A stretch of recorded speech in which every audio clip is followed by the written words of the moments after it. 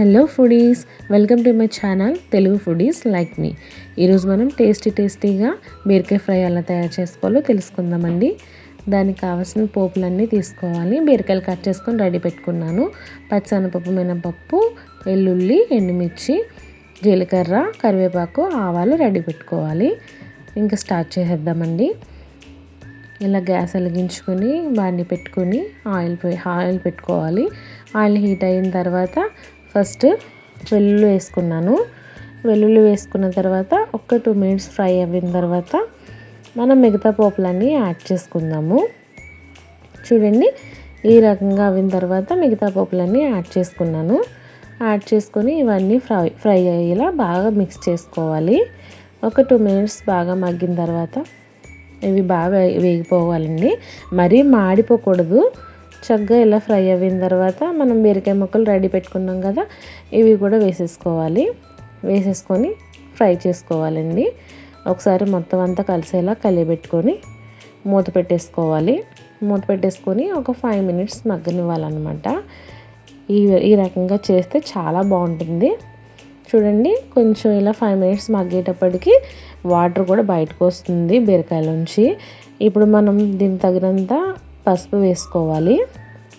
చూడండి, నాకైతే 1/2 స్పూన్ పట్టింది. ఆ తర్వాత సాల్ట్ కూడా యాడ్ చేసుకోవాలి. సాల్ట్ కూడా 1/2 స్పూన్ పట్టింది. నేను 1/2 kg బీరకాయలు తీసుకున్నానండి. మా పిల్లలిద్దరికీ సరిపోతుంది.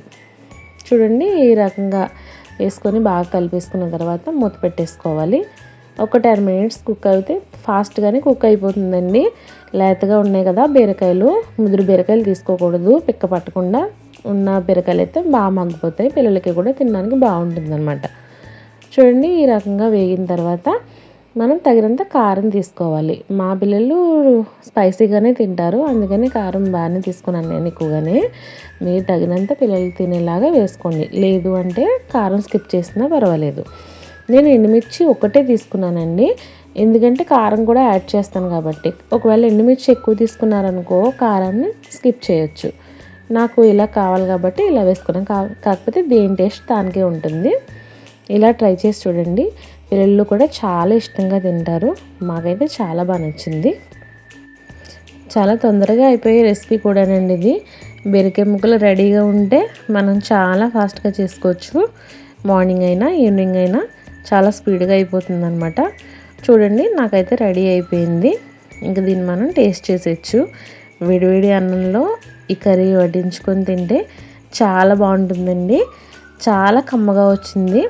సేమ్ ఇదే కొలతలతో వేసుకోండి, సరిపోతుంది. పిల్లలు మాత్రం, మా పిల్లలు యమ్మీగా చాలా టేస్టీగా ఉందని చాలా ఇష్టపడి తిన్నారు.